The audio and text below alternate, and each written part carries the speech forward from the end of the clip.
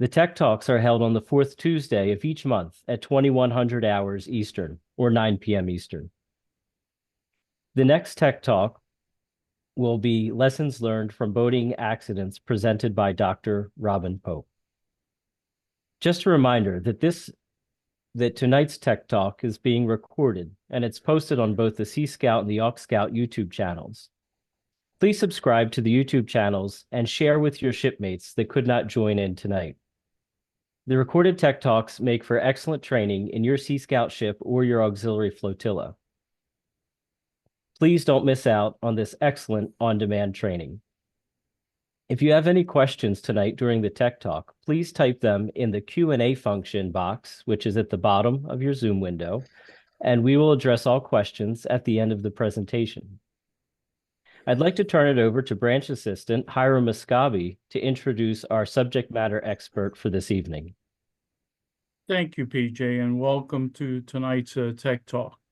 It's a great privilege and an honor to present tonight's guest speaker from Airbus Helicopters, Mr. Douglas Grove. Doug, take it away. I'll introduce myself in a second, but I want to start with this video, and hopefully everybody can see the video. It's a pretty impressive video from Airbus.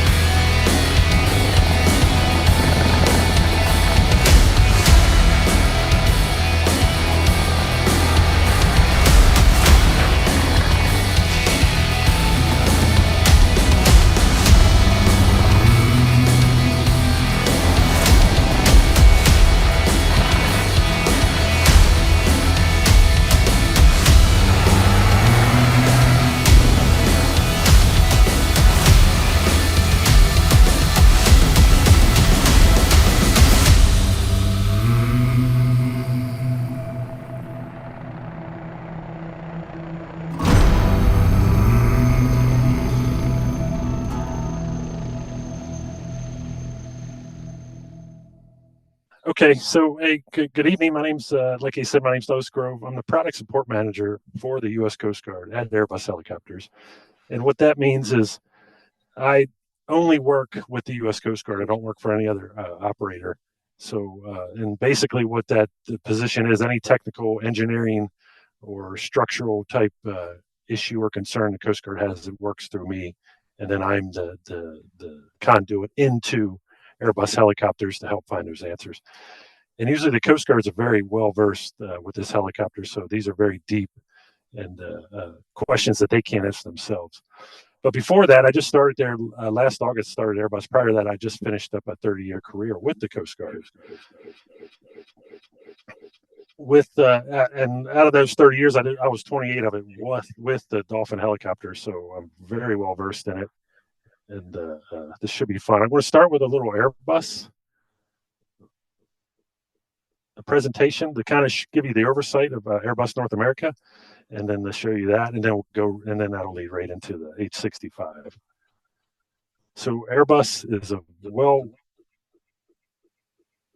it's the leading pioneer for the new vertical and sustainment future, and what that means is the Airbus is looking at, and not just airplanes, but helicopters and sustainment to better fuel mileage, and to carry passengers. And slide. So this is our global presence for Airbus. So you can see it's a very well versed, and this is just Airbus helicopters. That when you hear me speaking, it's just Airbus helicopters, not Airbus as a whole with the airplanes and space defense. So you can see all the countries, Airbus helicopters.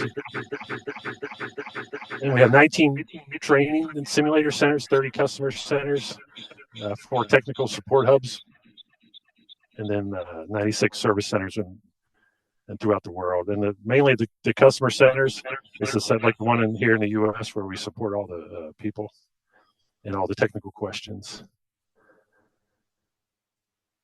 Industrial footprint, these are where helicopters are being made. These are where parts are being made. And then you can see mostly in Europe, but we have some in Mexico, the US, Brazil, and of course, China. These are the current Airbus helicopters in the civil range. So you have the single engines, the 125, the 130, they're single. They pretty much dominate the entire market worldwide.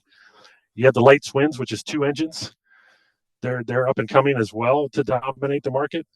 And then you have the mediums, which is the brand new H-160 and the H-175. So I'll start back here. These are gross sales worldwide in 2023. So 140 gross orders for helicopters. You can see the 125. That's the little single engine, which we saw before. It's pretty much dominating the worldwide market. And then a 145, which is the dual engine, which is, again, dominating the market as well. H-160s coming up. That's just got certified in the United States and Canada. So you'll start to see those flying around. There's two. There's three here in the U.S. right now. And then the H-175, which is bigger than the H-160, that's getting ready to be certified in the United States this year with the FAA. And then the NH-90, that's more of a military. It's not really used in North America. So Airbus Helicopters North America at a glance. This is just North America. When I say North America, I mean the U.S. and Canada. So you can see Canada's got about 250 employees, about 275 annual flight hours with their helicopters, and then 762 commercial helicopters flying in Canada. And then if you look at the U.S. by the numbers, you can see over 2,500 helicopters, Airbus helicopters within the U.S. and 1.2 million flight hours, which is pretty impressive. And then over 1,500 technicals and pilots trained. Thing that I really enjoy is 25% of the workforce here in the U.S. is veterans. And then in the U.S., we have Grand Prairie. That's where I'm at. That's the headquarters for North America. We got a customer support service center. We got MRO, maintenance, repair, and overhaul. DCR, the direct component repair, and a parts warehouse. So they overhaul gearboxes here, inspect and repair main rotor blades. They do all the flight and maintenance training. So we have simulators, level D simulators, which is the equivalent of flying. You can actually get time like you're flying an actual helicopter. And then, of course, we have a whole engineering team and certification team, a flight testing team, and then, of course, avionics and safety. At the Dallas-Fort Worth Airport, that's where our warehouse is. And some may say, why is it so far? It ain't far away, but why is it at Dallas? It's actually more productive and to get the parts in and out close to the airport. And then Fort Novus, Alabama, that's mainly to support the Lakota, the H-145 for the Army. And then Columbus, Mississippi is actually where we produce helicopters here in the U.S. for the UH-72, which is the Lakota for the Army, and the small H-175 and the H-145. They also do flight testing there, new aircraft completions. They also have a parts warehouse and engineering. And then Fort Erie, Ontario, Canada, same. They have a customer support center for Canada, engineering team, and that's where all of our North America composite manufacturing is completed. They're actually doing some stuff for the Coast Guard right now. And of course, they also have an MRO. So emergency medical EMS, Airbus pretty much dominates this in the United States or in North America. There's in service, there's over 1,300 helicopters just for emergency medical. And that's a 125 you see with the single engine. And it's 72% of the worldwide fleet for hospital, community, and hybrid programs. Public service, when we say public service. So I think it's where I hopefully left off. This commercial operators, this is everybody else. The picture you see is a Mosquito operator.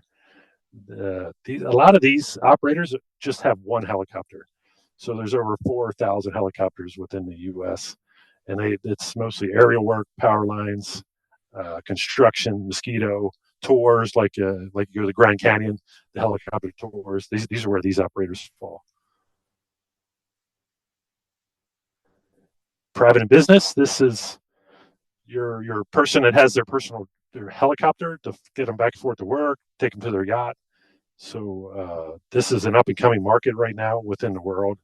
So it's not new to Airbus, but they're kind of looking at this as a new system because most of these operate, the people that buy these helicopters don't fly the helicopters. They're just the passengers. So it's a different kind of market that you're looking at. Oops, sorry, went too far. And then, of course, military, Coast Guard has, it says 100 plus, but they have 9865s, which we'll talk about. The U.S. Navy and U.S. Army have 480 plus Lakotas. That's when they say UH-72A and UH-72B. And you can see within that picture, the only real difference is you can see one has a fenestron tail and the one that does not. So that's the real difference between the two. And actually, the one with the fenestron is safer around trees and stuff, but the other one has a little, I believe, a little more power. And then, of course, the little picture of the dolphin. But we'll talk more about the dolphin. I won't go too deep in here. This is the top management at Airbus. And if you have any questions on this, you can let me know.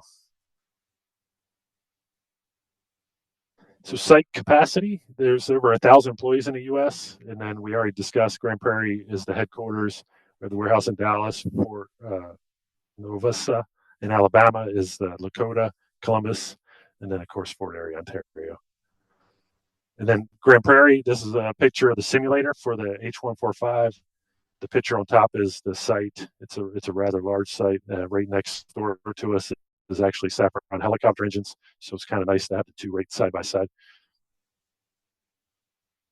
Dallas Fort Worth, like we talked about, it's 183 million in spare parts are housed in that warehouse on any given time, and then most of the parts coming from France are coming here first, and then goes through customs, and then gets shot out to all the customers. And then we already talked about Columbus. They make the 125 here for the U.S. operators, like that's a Customs Border Patrol, and then of course the Army Lakota. And right now they're doing an upgrade for the Lakota, and that's a picture of their facility. It's hard to see. I'll show you a picture of Coast Guard's facility, and that's a facility in Columbus, Mississippi. I know they're looking at that. If you know anybody in Columbus, Mississippi, or in the area, they're really looking for some highly skilled or not skilled people. They're having a hard time finding people right now. Fort Erie, Ontario, which we talked about, they've been with Airbus for 40 years in Canada, Center of Excellence for composite work, and they've been a huge help for the Coast Guard here recently with composite, because the Coast Guard is mostly composite. I mean, the helicopter is mostly composite. And like I said, I know I kind of went quick through this, but this is North America's, right now, Airbus is North America's #1 helicopter manufacturer. That's a picture. I didn't put that on there, but it's one of my favorite helicopters. It's Super Puma. It's a very powerful, very versatile helicopter used in a lot of military, and mostly for offshore, for oil and gas. Actually use it to transport people. That ain't the end. We'll go to this slide. I just wanted to show you that Airbus, I get a question a lot all the time. I say I work for Airbus Helicopters, and people will say, oh, Airbus makes helicopters? So Airbus is very versatile. So they do helicopters, they build airplanes, they're deep in space and defense. They do military.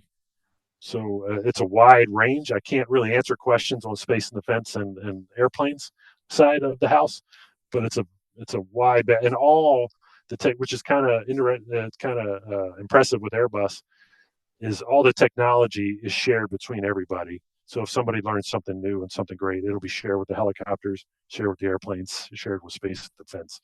And you don't see that a lot with large companies like that. And then here's why we're here, the Dolphin helicopter. It's, of course, my favorite helicopter by far. It's been around since, we're going to talk about this, since 1984. So these are just some questions. The Coast Guard selected the Dolphin in 1979. That's when the Dolphin was first selected for the Coast Guard. And they've been in, this year is 40 years. So November 14th of this year will be the date of the first delivery. So this year is a big celebration with the 40 years in service and 40 years as a partner with Airbus. And the plan is right now, talking to the Coast Guard, is to remain in service with the Dolphin through 2037. So this is a long relationship that we want to maintain and keep. The only thing I should have said earlier, that the Airbus does not produce the Dolphin helicopter anymore as a new helicopter, but we still, of course, provide service. Worldwide, the Dolphin, there's over 750 helicopters worldwide still today in operation. So we keep very close tabs with each other, and we talk to each other with the other larger operators. Coast Guard by far is the largest with 98. And then they just got a recent upgrade. They did the engine upgrade around 2005. They just did a glass cockpit here in 2020, and they just actually finished. So their entire fleet has the completely modern avionics package. It says 1.7 million flight hours. Right now we're at 1.8 million flight hours since we began service, which is pretty impressive. The 98, like I said, there's actually 13 air stations right now. They supply an overhaul, which we'll talk about a little bit here in a minute, Elizabeth City. And then, of course, their primary missions. And then I just mentioned the Echo, the all-glass cockpit, new radar, advanced navigation capabilities, and more accurate fuel burn calculations, which is, of course, very important to the pilots and crew. So like we said, we broke it down that 98 helicopters, which is a lot. There's 13 air stations, and 13 air stations, plus I also add the avionics or aviation logistics center in Elizabeth City. At that center, at any given time, there's 10 65s going through a complete deep overhaul. So every 54 months, the helicopter comes back to Elizabeth City. It gets completely torn down to the frame, completely inspected, all the metal work repaired, and then put back together. That process from start to finish is about 180 days, which is truly impressive. And it comes out like a new helicopter. So the way it works is every 17 days, a helicopter comes in, and every 17 days, a helicopter goes out. If this was a civilian operator, it's every 12 years for that inspection. So the Coast Guard's doing it around between 48 and 54 months, just based on the environment they live in, the corrosive environment, the harsh environment, low hover over the water. So to maintain the helicopter, the standard of the helicopter, it comes back every 48 to 54 months. The other thing there at Elizabeth City, I'll show you a picture here in a second, a little picture of Elizabeth City. The Coast Guard, you have to look at them almost as their own manufacturer. All they need is the identiplate and parts, and they can build a helicopter from scratch. They have that capability, and the Airbus understands that capability, and it's a great partnership with Airbus. So at Elizabeth City, we have a customer support rep that's from Airbus that's there. They also have one from Collins Avionics, and they have one from Safran Helicopter Engines. And a lot of customers don't have that in-person, real-time help. And like we said, up to today, we have 1.8 million flight hours since 1984. This helicopter alone has saved or assisted over 26,000 lives since 1984. And they've completed successfully over 1 million missions since 1984, which is extremely impressive for a helicopter. No other operator or helicopter has those numbers. So this is Elizabeth City. Overhaul facility is just a small glimpse into it. And I'll leave it up there for a minute, but you can see the different levels of the helicopter going through the overhaul facility. You can see the one at the far, kind of like if you come straight down off the flag, that there's nothing on it. There's no gearbox, and these are all coming out, and all the side shops, which you can't see, where they're doing the hull work, they're doing the composite work, they're doing the blade work. That it's impressive that every 54 months that it's completely torn down and put back together. We just had this talk today with an Airbus. The plan is to bring some people from Airbus there that have never been there, because it's truly a remarkable site that you have to see to believe. You can explain all day long, but until you see it in operation, then you fully understand, like, oh, this is different than a regular person that owns 5 helicopters and repaired helicopters. So the characteristics, of course, as we know, the manufacturer's Airbus helicopters. It started out as Air Speciale, and then it was Eurocopter, and then it became Airbus. The overall length, we won't go too deep in that. Gross weight is 9,480, 9,480 pounds. That's the max it can handle. It can weigh, it can take off with.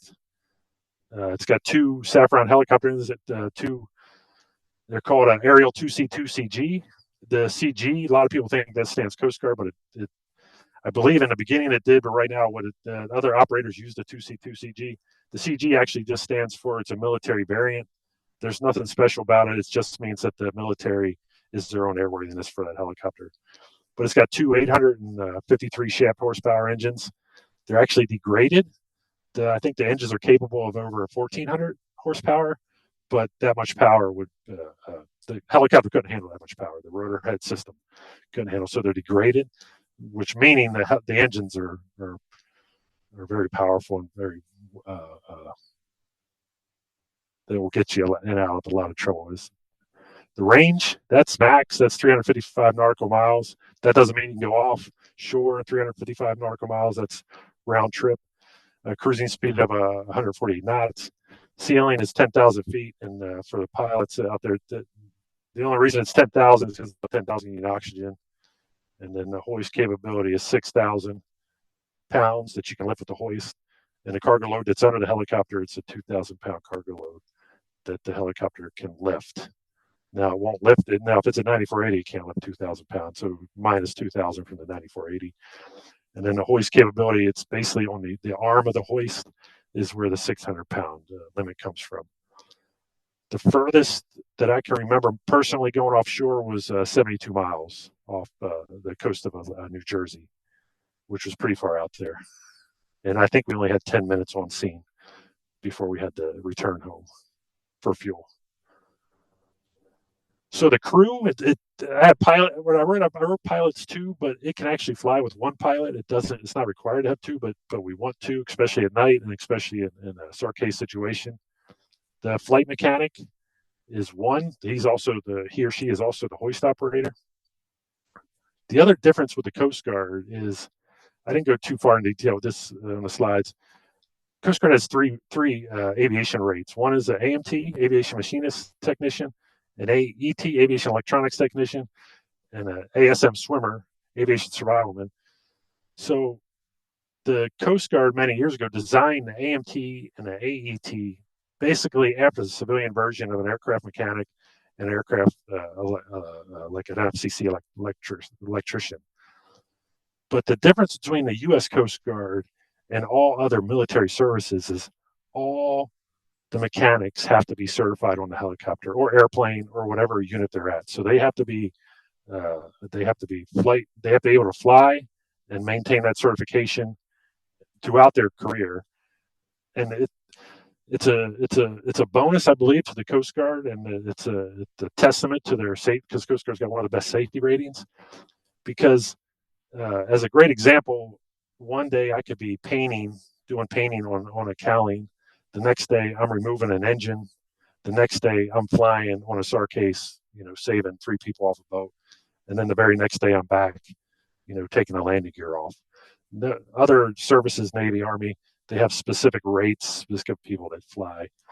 And then, of course, the rescue swimmer, which is probably one of the hardest and most strenuous schools to get through. But again, if you're a good swimmer,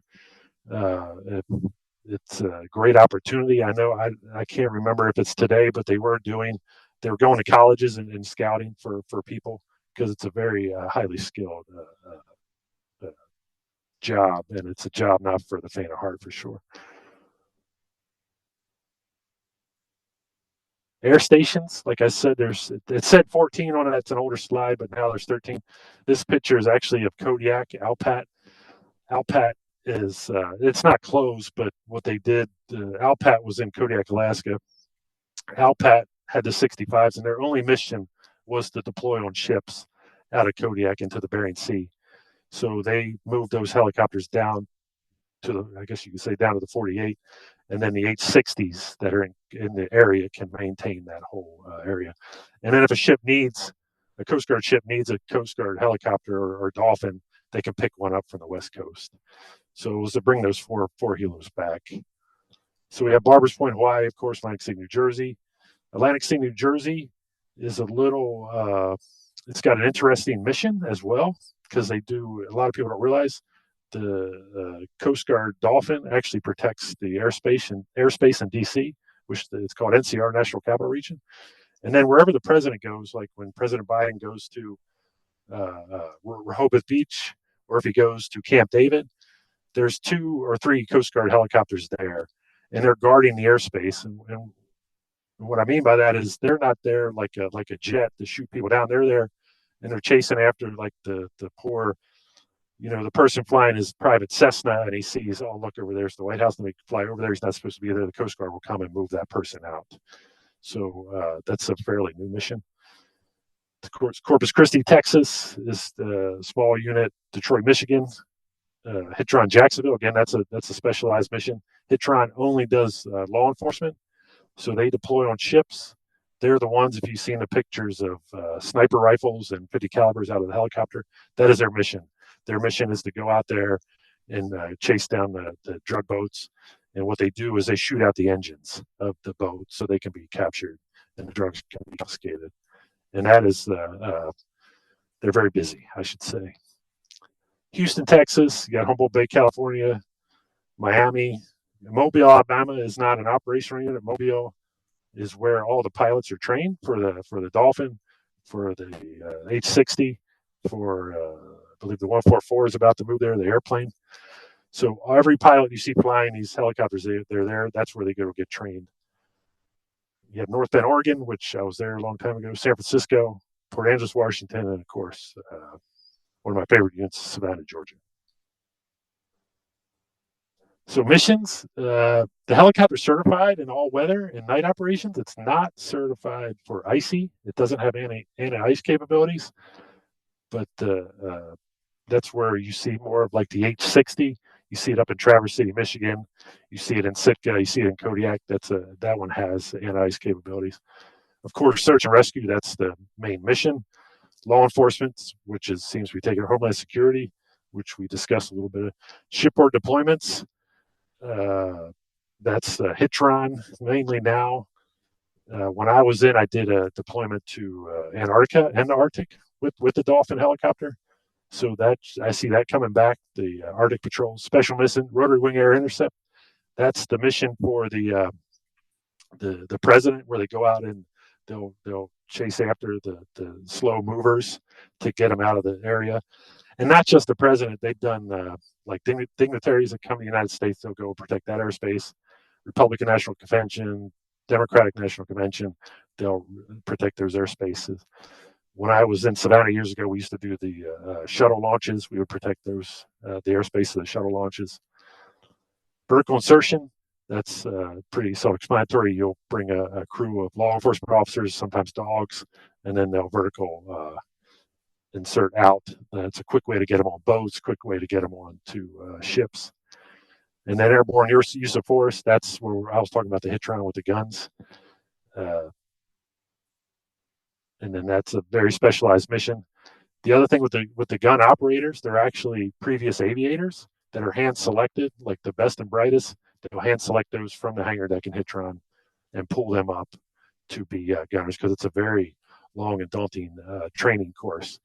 And you want the best and brightest to kind of do that. It's kind of a catch-22, because you take your best and brightest from the hangar deck, but you also want your best and brightest to be trained with the sniper rifles.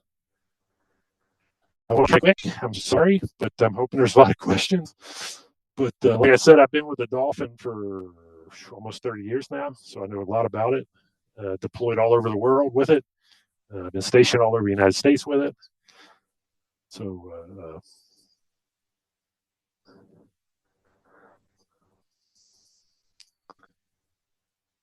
all righty. Thank you.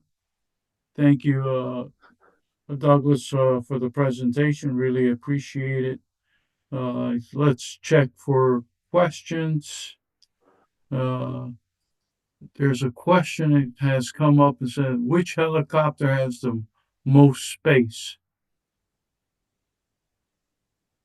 I'm assuming interior space. It's interior. It depends. Like if you're talking Airbus, it'd be the. Let me go back. It'd be like if you're looking at Airbus helicopters. Boop, boop, boop, it'd be that one right there for civilian use. But if you're talking for the one people in the Army, I'm not a very expert, but the CH-47, that's a CH-46. That's a big. That's the one with the dual rotor heads on top. They can move a lot of people. Yeah. Yeah, the Infinite. All right. Well, here's another question. Since you had mentioned that the The MH-65 Dolphin's no longer in production, but you, of course, service the fleet. Since they're no longer in production, is there a proposed follow-on plan for the Coast Guard? That is, is there a what's next? I would say that's a question for the Coast Guard for sure. No, we've been asking that same. I'll be honest, we've been asking that same question. All we know right now is that the plan for the Coast Guard is to fly the Dolphin until 2037, and then I don't. They haven't given us any plan after that. Now I know some of the units like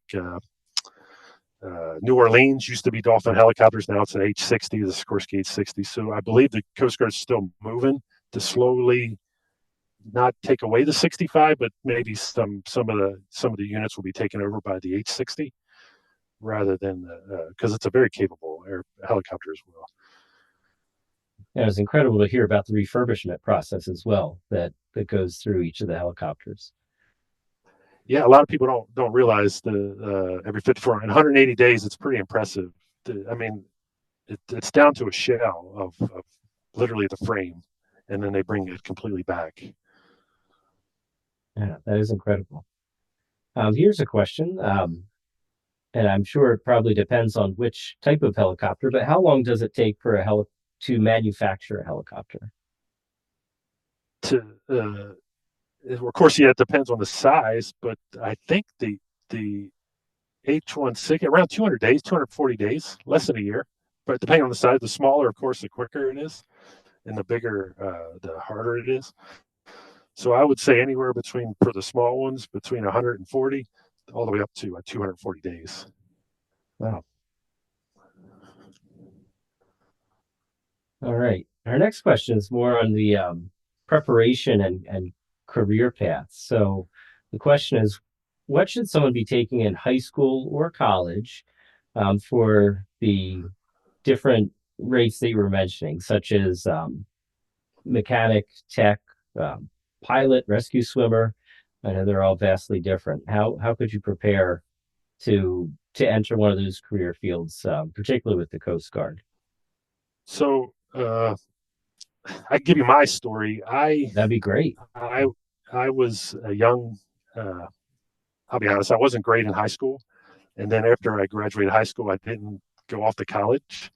So I tried to find out where I was going in life, and then I actually was going to join the Air Force, and then I stumbled into somebody who was in the Coast Guard just by accident.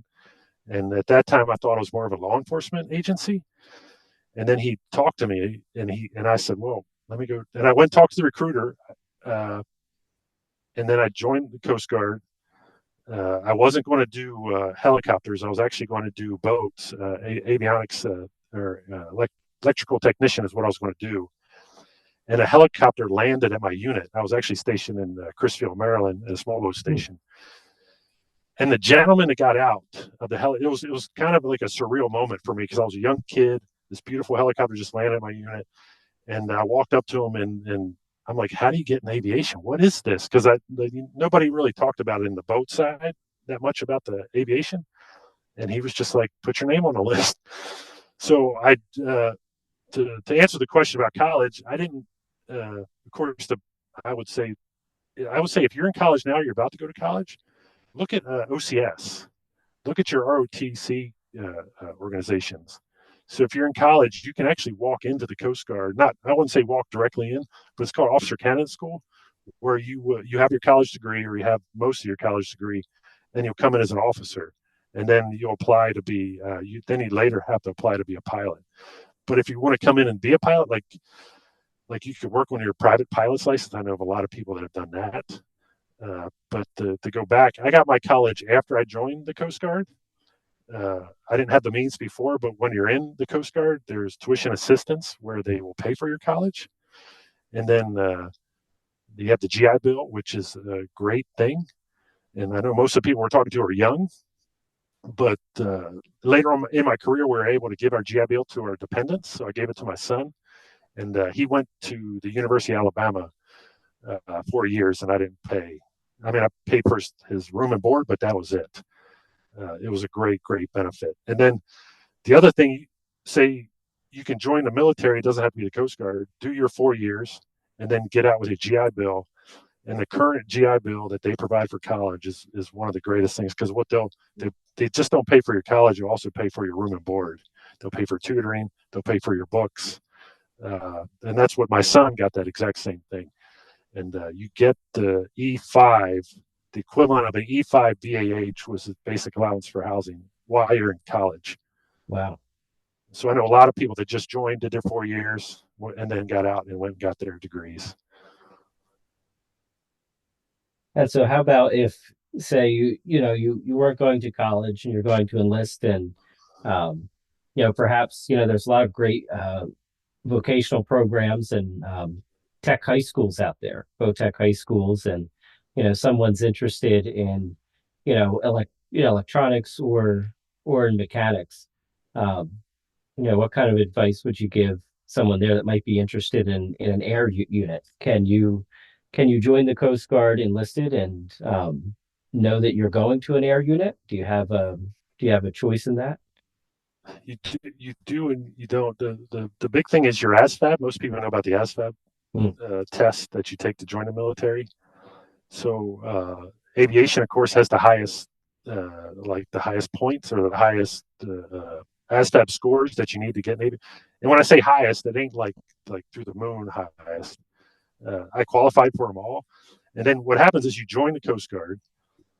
Depending on where you live, if you live in a remote area that's away from the ocean, sometimes they'll give you guaranteed schoolings. Now, again, you'd have to talk to your recruiter, where they'll guarantee you go to boot camp and you're guaranteed to go to like AMT school or AAT school or ASM school.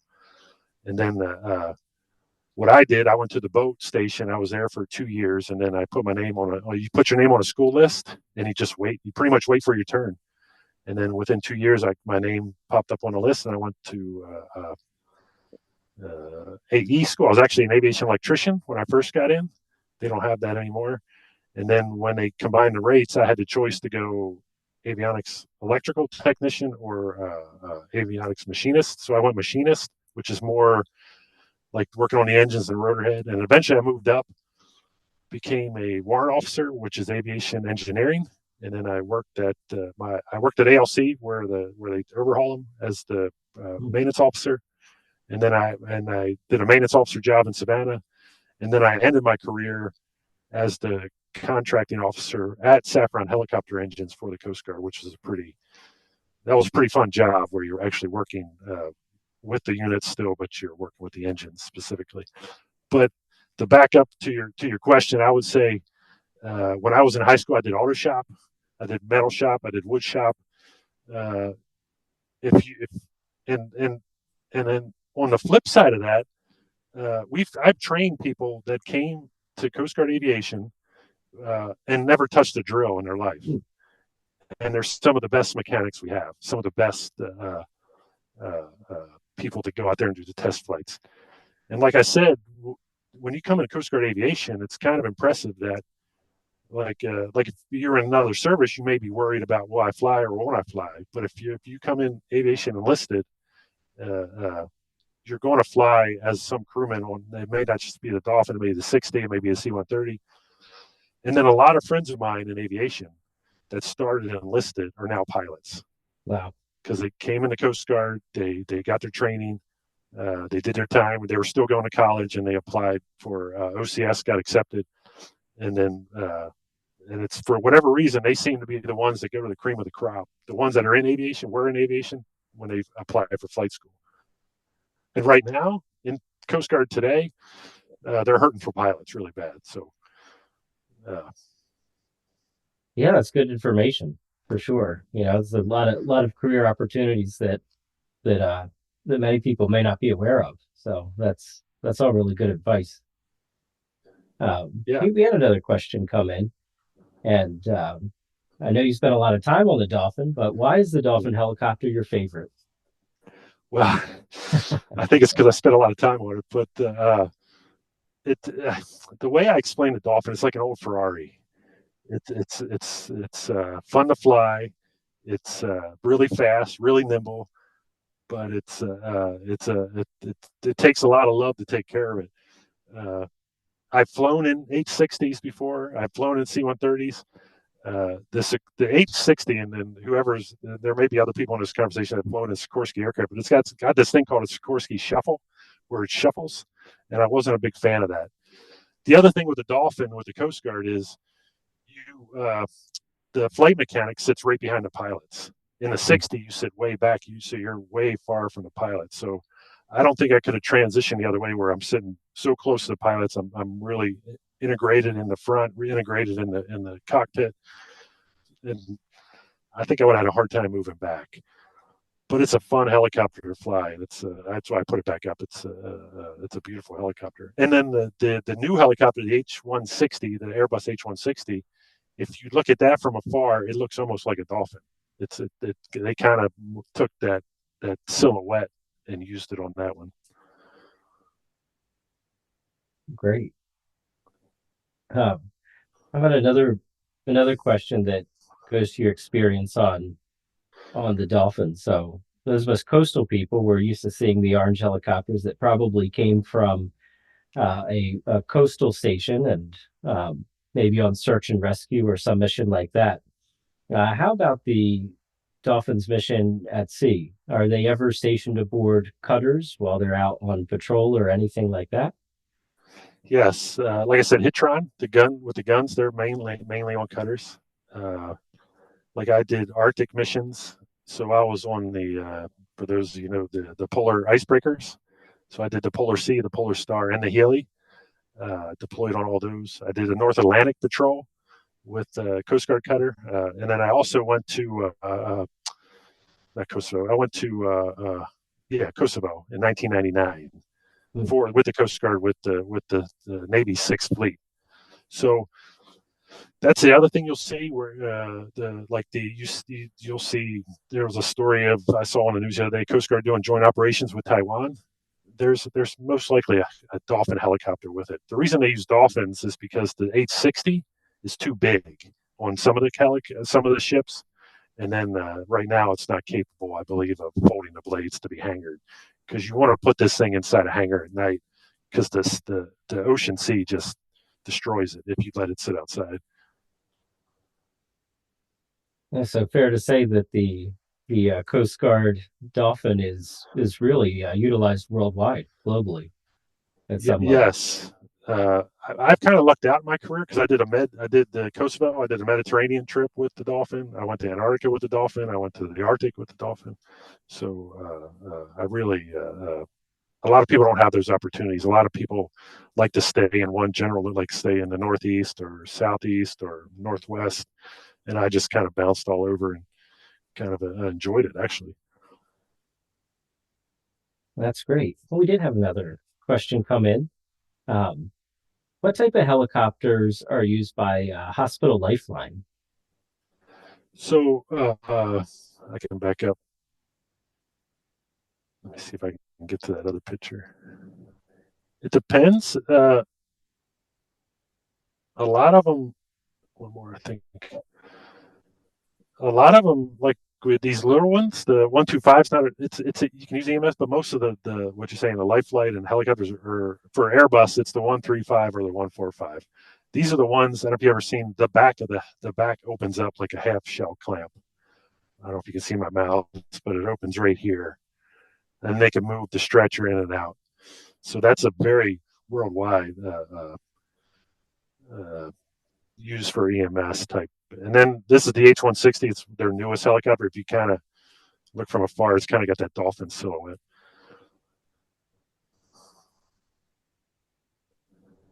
Well, good. I think that looks like the end of our questions. So if there are no more questions, I don't see any coming in last minute here. Well, I'd like to thank you very much, Mr. Grove, for sharing the information about Airbus and the MH-65 Dolphin, and more so for sharing, all of your insight through your career and experience on the aircraft. It's really, really good advice. Any final words on the Dolphin before we close out for tonight? No. Yeah, I still love the helicopter. I would say, I know we're talking to groups, I believe, between 14 and 21, but if anybody ever thought about it, look at the Coast Guard Academy in New London, Connecticut. I know they're looking for highly skilled individuals, and a lot of people overlook the academy compared to like the Naval Academy or Air Force Academy, but you get the same education. So if I can pitch that out there. Absolutely. And then of course Airbus, look at it, and then or you could do what I did. I came in, I didn't go to college. I came in as enlisted, and then like I said, I worked my way up to officer. But I have friends that are in their, they were E5s and they went off, and now they're lieutenants flying the Dolphin or flying the 60. So the opportunities are vast. All right. Well, thank you once again, Doug, for your excellent presentation, and thank you for your 30 years of service to the country and the Coast Guard. And we appreciate you sharing your experience with us all tonight, and for all of our future viewers on the YouTube channels. I hope to see you all in August, on August 27th, to look at some case studies on boating accidents with Dr. Robin Pope, who has presented Tech Talks before. It'll be an excellent Tech Talk. So I hope to see you then at 9 o'clock Eastern on August 27th. Thank you all and have a good evening.